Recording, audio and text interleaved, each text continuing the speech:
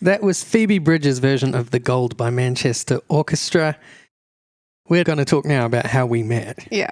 So I actually don't know exactly how we met because I have forgotten. But the lobotomy worked. I mean so much. I mean, like, so I started doing comedy really young when I was about 15. And then when I think I was 16, 17, somehow Jez found me in his van, kidnapped me. Now people know you're lying because everybody knows I can't drive. Jez, in an entirely not creepy way, somehow offered me a job. Jez is a little bit older than me. None of the adults involved in this story seem to have any red flags. Thinking back, I reckon my parents maybe not on the ball. I just love how you keep trying to say he's not creepy, and it just makes me sound way creepy. I mean, like, on paper. Bit of a weird situation. But I started working as a production assistant for your show, which was The Brown Show, which operated out of Fringe Bar in Wellington on Cuba Street. And it was a sort of variety talk show type thing that was hosted by you to, I would say, very varying degrees of popularity. Like, some nights would sort of pack it out, and then other nights it would be like the people who were there for the karaoke at 8:30 p.m. coming too early and being like, what the fuck is happening here? But you paid me tens of dollars sometimes. It's all I had. Yeah. It's also all I had at the time, but I was 16, so I had an excuse. And yeah, I think my job was to mic people up, which I did fairly unsuccessfully. I think you probably had to help me every single time. I don't think I ever got the hang of that. And hand out flyers and occasionally write jokes, occasionally open the show. Yeah, so that's how we met. Now, almost 14 years ago. Wow. Yeah. Yeah, your role in the show was to be the floor manager. Yeah. So you were basically like Scooter from The Muppet Show. Mm. Yeah, that was you. In more ways than one. And the idea was that during the show, me as host, I would interact with you and you would just be funny. Like, that was how I thought of you. I just thought you were funny. Because it's interesting when you're in that world of comedy and you meet lots of comedians. And some of them are very funny on stage and very not off stage. Mm. But you were just funny all the time. You just had it. And so I'd seen you perform. I knew you were funny. And I was always looking for opportunities for other comedians to be involved in whatever projects I was doing. Yeah. I love collaborating. What I've learned over the years is lots of comedians do not enjoy collaborating. That's not their deal at all. They're in it for number one. So when I find people who are up for it and want to have fun and be involved and do these things, it's really, really cool for me. And I love being able to give people opportunities if I can. And that was you. And you showed up every week and you did all those things. And I hope it was useful in some way. Yeah. I mean, I put it on my CV for about, 6 years. Hell yeah. Because on paper it looks like a lot better than it was. Yeah, no, it was a really nice start to sort of doing comedy, especially because, I think being that young in comedy, people either just sort of mostly ignored you or resented you or were creepy 30-year-old men as opposed to not creepy 30-year-old men. Oh, thank you. Yeah. And so, it was at times a fairly hostile environment. Not so much in Wellington, but, more so sort of later on. Yeah. It could be very, very cliquey. Very cliquey. Yeah. But we had a lot of fun. Yeah. Do you have any memories from the show that stick out in your mind? I remember you, when we did a dating show, we did like a dating episode of this show. And one of the candidates, I guess you'd say, for the dating show was a woman, probably, I would say, the only attractive person in the lineup. And I remember you being sort of very flirty with her and me sort of at a table, sitting watching this thing, writing notes, being like, is something actually like for real happening here? And then I didn't think anything of it.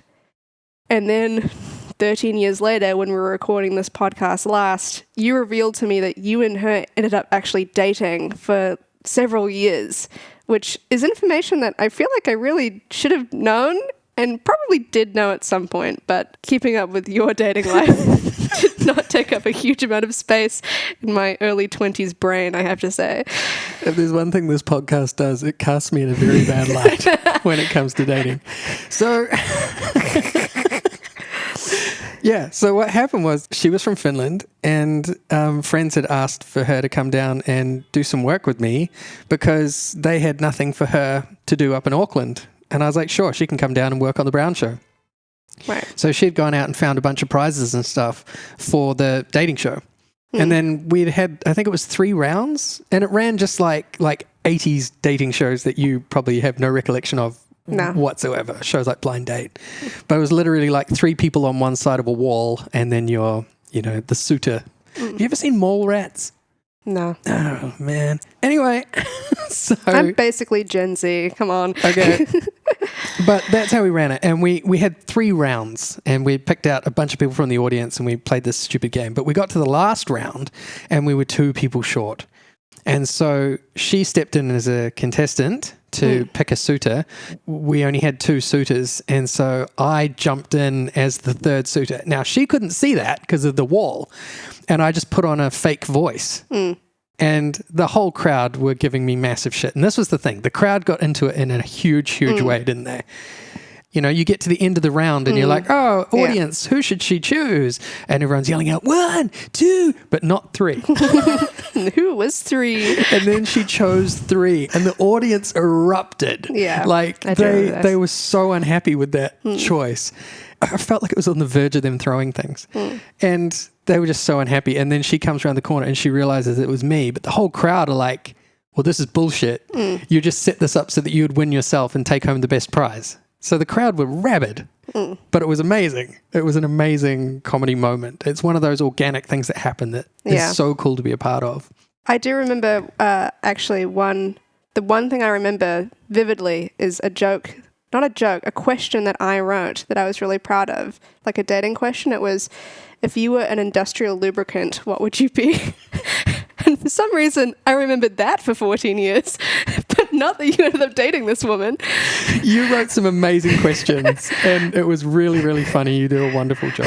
Thank you. But yeah, after the show, nothing had happened between her and I. You kept it profesh. Yeah, I really wanted to keep it utterly professional. Otherwise, I thought my friends in Auckland would absolutely hate me.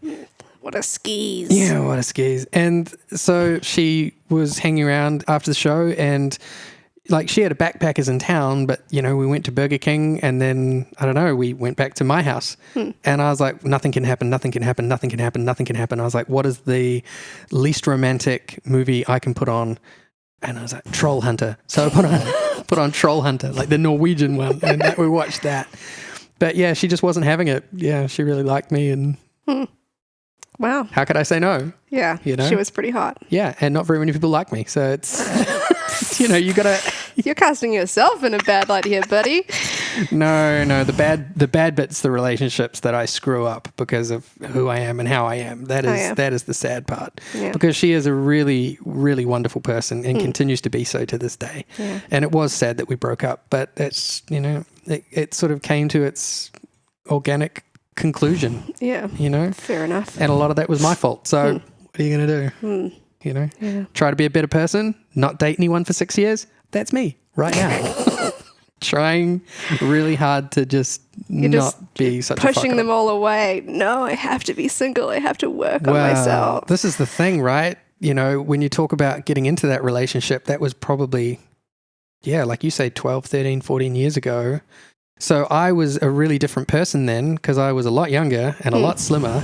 And, I probably had, more going for me in the sense that, my future looked like it held potential.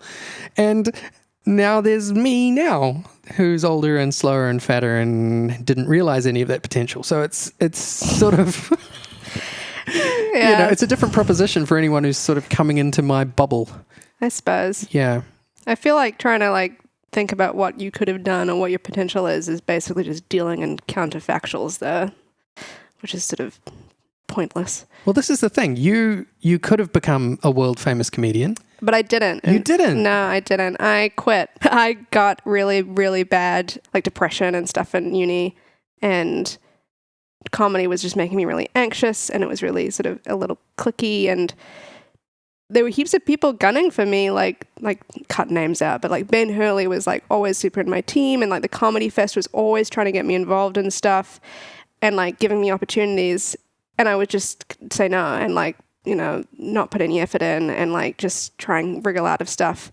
Like I had a lot of people trying to sort of help me realize this potential, because I think obviously I did have some, and I fucked the bed a little bit. To be fair, I was also doing a law degree, which did take up a lot of time. Yeah, that was the bit I was trying to get to, that you realised your potential and became a lawyer. Oh, right. And not that you were just a sad sack comedian who threw the bucket in. Yeah, but that's how I remember it. Lawyering was the plan B. The counterfactual I'm reminiscing about is what could have happened if I had taken comedy more seriously. That's so interesting, because like to me, you were always going to be a lawyer. Nah, yeah. That was the plan B. Wow. I moved to Auckland to do comedy. Like that, I didn't go for the law school, although the law school was good. If it hadn't been for comedy, I probably would have stayed in Wellington. It's so interesting. That makes seeing you on stage the other day so much cooler. Yeah. For me. I was already super excited to see you back up on stage and to see you perform, and for it to go so well and for you to be so funny. I loved it. To know now this backstory that goes along with that. I didn't realize you didn't know that's how I felt about that. No, I had no idea. I knew you'd fallen out of comedy, but I Yeah. thought you'd fallen out of comedy because other things became more important. No, like becoming a lawyer and earning Yeah. money and stuff. That is nice. It is nice to have money. That just puts seeing you on stage the other night in a whole other context, and I can't hide it. I'm so proud of you, Oh, and I thank you. just think you're the best. And Yeah. really, really cool, and you're brilliantly funny. And it wouldn't surprise me if one day, you know, maybe you don't become a famous comedian now. Maybe you wait till you're 60, because you can. Yeah. You know, because you just are funny. I'd like to do it while I'm still young and hot, though, if at all possible.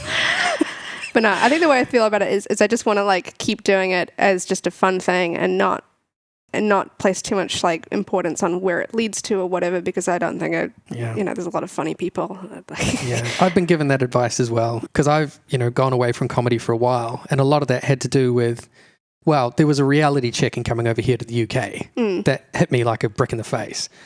You know, one, I went from being a sort of a somebody to an absolute nobody. Yeah, New Zealand's a pretty small pond. Yeah, but nobody cared here, and it also didn't matter how good I was, because it wasn't exactly a meritocracy here. So it's a meritocracy in New Zealand because you need good people on the bill to get people in the door. Yeah. Whereas here, the idea was that I was stealing somebody else's stage time. And so, I found it really a real struggle when I first came over, and it took me a while and a couple of Edinburgh fringes to buck up my ideas and sort of grow up, I suppose, or get wise. Because, you know, when I got here, I was green as grass. But the other thing was COVID and how it muddled my brain. Yeah. I just couldn't keep two thoughts together. So I was no longer on stage anymore.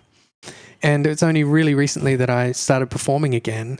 And I got that exact advice. Just do it for fun. Yeah. Try to forget about what could be. Because once you start down that road, it affects you, and you start to carry all of that weight of expectation, which isn't necessarily from other people, but from yourself. And it puts you in a space that's, you know, put a lot of pressure on yourself. that you don't need. Yeah.